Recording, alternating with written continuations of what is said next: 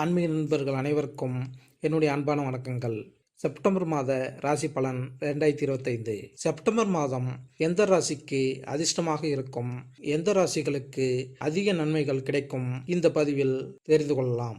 ஜோதிட சாஸ்திரத்தின்படி அனைத்து கிரகங்களும் ஒரு குறிப்பிட்ட காலத்தில் தங்கள் ராசிகளை மாற்றுகின்றன. இவை கிரக பெயர்ச்சிகள் என்று அழைக்கப்படுகின்றன. கிரக பெயர்ச்சிகளின் தாக்கம் அனைத்து ராசிகளிலும் காணப்படுகிறது.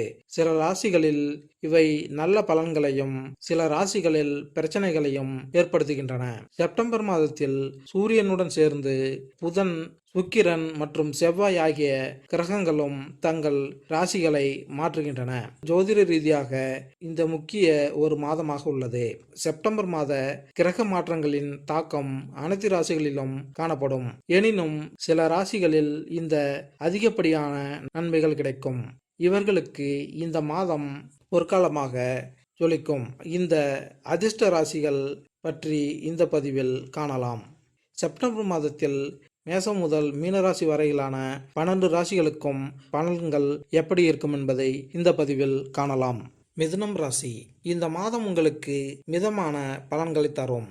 உங்கள் தொழிலை பொறுத்தவரையில் உங்கள் தொழிலில் நீங்கள் கடினமாக உழைக்க வேண்டியிருக்கும்.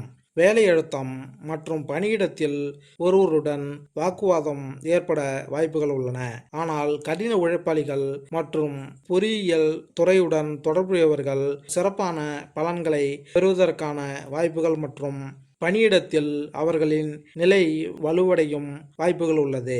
வியாபாரம் செய்பவர்களுக்கு இந்த மாதம் நல்ல லாபம் கிடைக்கும். திருமண உறவுகளில் தீவிரம் இருக்கும். மாத தொடக்கத்தில் சில பிரச்சனைகள் வந்தாலும் அதன் பிறகு நிலைமை நன்றாக இருக்கும். காதல் உறவுகளுக்கு இந்த மாதம் மிதமானதாக இருக்கும். மாதத்தின் முதல் பாதியில் சாதகமாகவும் பிற்பாதியில் பலவீனமாகவும் இருக்கும். மாணவர்களுக்கு இந்த மாதம் சிறப்பாக இருக்கும். உங்கள் திறமையை வெளிப்படுத்துவதில் நீங்கள் வெற்றியடைவீர்கள். இது உங்கள் கல்வியில் நல்ல வெற்றியை பெறுவதற்கான வாய்ப்புகளை தரும். ஆரோக்கியத்தின் பார்வையில் இந்த மாதம் மிகவும் சாதகமாக இருக்கும். ஆனால் சில உடல்நல பிரச்சனைகள் உங்களை அவ்வப்போது தொந்தரவு செய்து கொண்டே இருக்கும். மாதத்தின் ஆரம்பத்தில் நிதி விஷயங்களில் சாதகமாக இருக்கும். பிற்பாதியில் நிதி ஆதாயம் கிடைக்கும். செலவுகளை கட்டுப்படுத்தி நன்மை அடைவீர்கள். குடும்ப வாழ்க்கையில் ஏற்றத்தாழ்வுகள் உங்களை தொந்தரவு செய்யலாம். மாத தொடக்கத்தில் செவ்வாய் 4ஆம் வீட்டில் அமர்ந்திருப்பதாலும் சனி 10ஆம் வீட்டில் அமர்ந்திருப்பதாலும் பணியிடத்தில் யாரிடமாவது வாக்குவாதம், தகராறு ஏற்படும் சூழ்நிலை வரலாம். எனவே சற்று கவனமாக இருக்க வேண்டும்.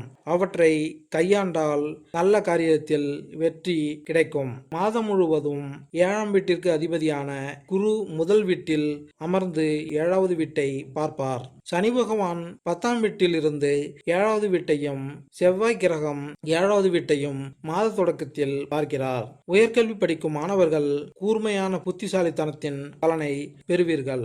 நீங்கள் வெளிநாடு சென்று படிக்க விரும்பினால் உங்கள் விருப்பமும் வேலையுடன் நிறைவேறலாம்.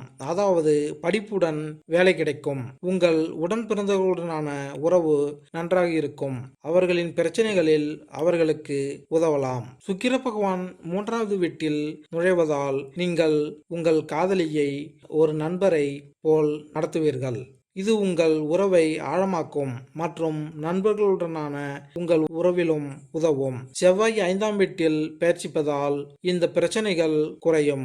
குருவின் அருளால் உங்கள் உறவு தொடரும். உங்கள் உறவின் முக்கியத்துவத்தை நீங்கள் புரிந்து கொள்வீர்கள் மற்றும் அனைத்து பொறுப்புகளையும் சிறப்பாக நிறைவேற்றுவீர்கள். இந்த மாதம் நீங்கள் கவனக்குறைவான அணுகுமுறையை தவிர்க்க வேண்டும் மற்றும் உங்கள் ஆரோக்கியத்தில் கவனமாக இருக்க வேண்டும். பரிகாரம்: வியாழன் அன்று வாழை மரத்திற்கு உளுத்தம் பருப்புகளை வழங்க வேண்டும். மேலும் இந்த பதிவு உங்களுக்கு பிடித்திருந்தால் லைக் பண்ணுங்க, கமெண்ட் பண்ணுங்க, மறக்காம சப்ஸ்கிரைப் பண்ணுங்க. நன்றி, வணக்கம்.